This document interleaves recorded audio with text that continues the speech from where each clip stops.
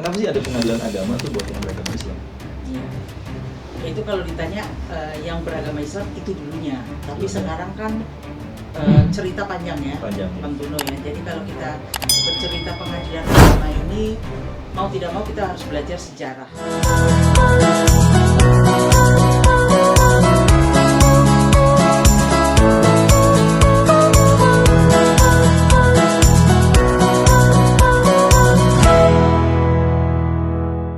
Masih bersama saya Bang Jun di sini dengan Buka Baju Bincang Terbuka bareng Juris.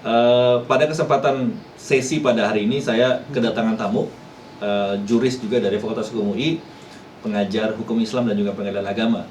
Saya bersama Ibu Dr. Wirdianingsih, biasa dipanggil Mbak Nunung. Siap. Mbak Nunung punya banyak pengalaman juga pengetahuan berkaitan dengan hukum Islam dan calon profesor hukum Islam.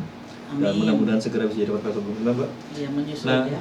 tapi sebelum itu juga kita perlu mengedukasi ya Betul. para pendengar, pemirsa, penikmat daripada Buka Baju ini tentang hukum Islam, Mbak. Jadi kita udah bahas beberapa materi muatan tentang hukum yang lain, dan ini hukum Islam ini adalah menarik dan bisa dibilang juga suatu meskipun disebutnya unifikasi yang unik itu terhadap undang-undang perkawinan, tapi sebenarnya secara keseluruhan penyelesaian dan juga pengadilan agama ini juga suatu unifikasi yang unik. Bagaimana perkembangannya itu juga kita bisa lihat perkembangan yang sudah ada sejak lama. Nah, kalau saya boleh tahu, ini sebenarnya kenapa sih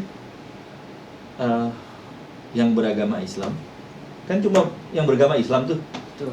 yang bisa di pengadilan agama. Kenapa sih ada pengadilan agama tuh buat yang beragama Islam? Iya. Itu kalau ditanya yang beragama Islam itu dulunya, tapi Dulunya. sekarang kan cerita panjang ya, Panjang, ya. Bang Duno ya. Jadi kalau kita bercerita pengadilan agama ini, mau tidak mau kita harus belajar sejarah, Ya. ya, sejarah tentang hukum Islam dan perkembangan hukum Islam di Indonesia. Ya. Ya. Kita tahu bahwa sekian lama, 350 tahun dijajah Belanda, sehingga uniknya Indonesia ini kita memiliki sistem hukum yang beraneka ragam. Ya. Kita mengenal hukum adat, ya, sebelum masuk Belanda, kemudian masuklah Islam ke Indonesia berdasarkan sejarah bisa dikatakan tahun 1 Hijriah atau 7 Hijriah. Nah, kemudian barulah masuk pemerintahan penjajahan Belanda. Nah, di situ ternyata sistem hukum itu sangat mempengaruhi dalam kehidupan masyarakat, ya. Karena masyarakat ketika namanya individu, keluarga dan masyarakat berkumpul, maka mereka akan berlaku suatu hukum yang berlaku dalam kehidupan mereka sehari-hari. Nah, menariknya Islam ketika masuk dengan konteks untuk perdagangan, kalau kita mendengar dari sejarahnya, di situ mulai terjadilah yang namanya asimilasi, ya. Ada pertemuan kebudayaan dan pertemuan sistem hukum. Di dalam sistem hukum itu, dalam pertemuan disitulah kemudian berlaku sistem hukum Islam secara tanpa mereka sadari, mereka berlaku dalam kehidupan sehari-hari. Pertemuan antara individu, ada perkawinan, ada keluarga, ya, terbentuk keluarga, bahkan kemudian terbentuk kerajaan-kerajaan Islam, dan kemudian terbentuklah yang namanya pemerintahan dengan menggunakan sistem hukum Iya Islam. kan, kalau kita lihat juga kan dalam hukum Islam itu memang orang yang beragama Islam, terutama kan di Al-Quran itu memang diatur tentang bagaimana tata cara berhubungan satu dengan orang lain, dalam keluarga, gitu. Bahkan ada hukum waris sendiri, sehingga itu orang-orang yang memeluk agama Islam, setelah itu mereka ingin menjalankan syariat Islam itu dengan cara baik, dan sehingga itu muncul juga pengadilan buat agama Islam. Yang dulu ada kadi, hakimnya sebutannya kadi. Jadi penamaannya itu macam-macam. Ada yang bilang hakim kadi, ada yang kemudian kalau ketika pemerintah Belanda masuk menyebutkan peristrat karena dianggap itu hakim pendeta gitu ya. Jadi memang kenapa dibutuhkan, betul, karena di dalam agama Islam tidak hanya berlaku mengenai agama, mengenai ibadah murni semata. Di situ ada sistem hukum ketika mereka melakukan suatu transaksi. Yang muamalah itu sebetulnya. Ya, betul. Muamalah itulah yang kemudian mereka melakukan transaksi jual beli, mereka melakukan akad perkawinan perkawinan, bahkan setelah perlakuan perkawinan, kemudian ada yang meninggal dalam keluarga tersebut, berlakulah hukum waris. Nah, disitulah yang kemudian tampak perbedaan bahwa sistem hukum Islam itu ketika berlaku hukum perkawinan, hukum kewarisannya, itu menggunakan sistem hukum yang berlaku dalam ketentuan. Jadi sebenarnya pengadilan agama ini justru munculnya adalah dari kebutuhan masyarakat yang beragama Islam, yang ingin menjalankan syariat Islam, sehingga mereka juga butuh bagaimana kalau misalkan ada selisih pendapat, selisih paham tentang pembagian waris, tentang berbagai hal terutama ya. Dan itu sehingga dibutuhkan pengadilan agama bagi yang beragama Islam. Karena kalau yang beragama di luar agama Islam, mereka bisa lewat pengadilan negeri, karena itu dia menggunakan perdata barat ya. Nah, atau sebelum pemerintahan Belanda datang itu hukum adat yang berlaku. Hukum adat ya. Sesuai dengan adat kebiasaan di negara Indonesia, di wilayah Indonesia yang beraneka macam. Karena dibutuhkan karena memang proses peradilan ini juga menarik.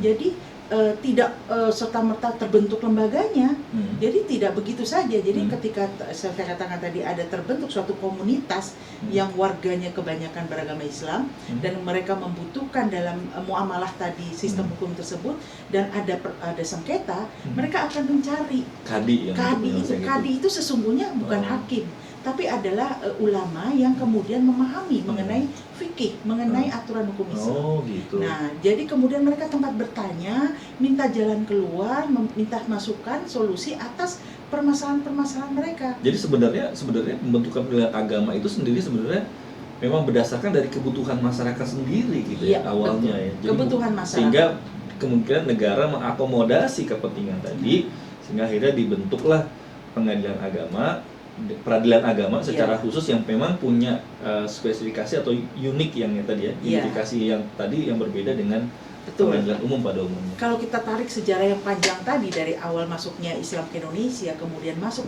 pemerintahan Belanda, nah itu juga menjadi suatu menarik karena kepentingan hukum dan politik pada saat itu saling tarik menarik. Mungkin kalau mahasiswa kita nih ya belajar tentang teori resepsi, resepsi in complexu, resepsi a contrario. Nah, disitulah peran penting salah satunya adalah tarik menarik pertarungan politik mengenai kewenangan peradilan agama.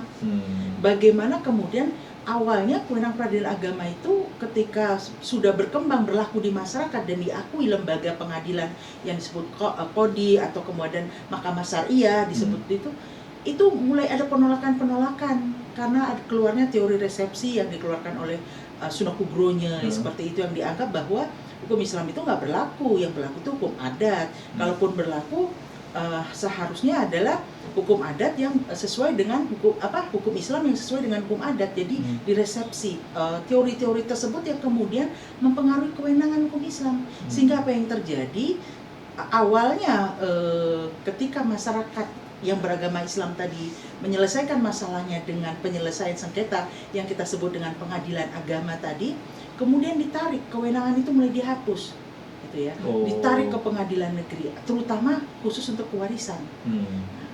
Hal inilah yang kemudian akhirnya menjadi penolakan.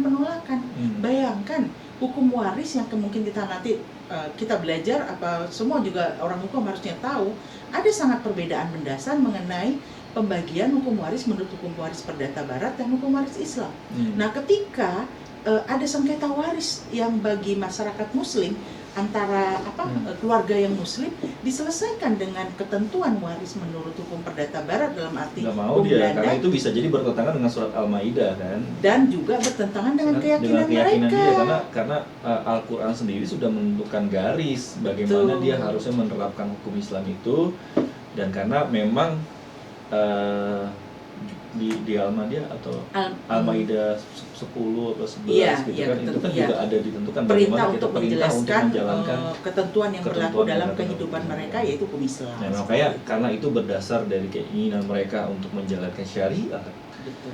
Dan negara harus mengakomodasi di kepentingan syariat tadi, sehingga hal yang unik dari ini, maka muncullah pengadilan agama. Iya. Meskipun juga kalau awalnya pengadilan agama ini kan banyak berkaitan dengan hukum keluarga. Iya. Menarik ini. Memang bicara mengenai itu kan awalnya peradilan agama itu bicara ya NTCR orang bilang, nikah, talak, cerai rujuk. Nah, urusannya itu kebanyakan ya. Walaupun waris juga memerlukan bagiannya. Untuk waris saja pun ketika ditarik menjadi, ketika berlaku Undang-Undang 7 tahun 89, itu juga hal yang menarik karena tentang waris dulu awalnya masih ada hak opsi bagi warga negara Muslim untuk penundukan dirinya aja penundukan yang mana? Dia mau milih waris yang mana. Tapi kemudian itu kan dihapus dan kemudian berlakulah hukum waris sesuai dengan ketentuan hukum Islam bagi yang beragama Islam, khususnya yang pewaris yang beragama Islam. Nah ini, jadi memang ini beberapa perkembangan yang memang berbeda di beberapa negara yang lain karena kita negara yang sangat heterogen, tapi juga pada sisi yang lain juga ada kepentingan akomodasi untuk orang-orang beragama Islam untuk menjalankan syariatnya karena itu dijamin oleh Undang-Undang Dasar pasal 29. Pasal 29.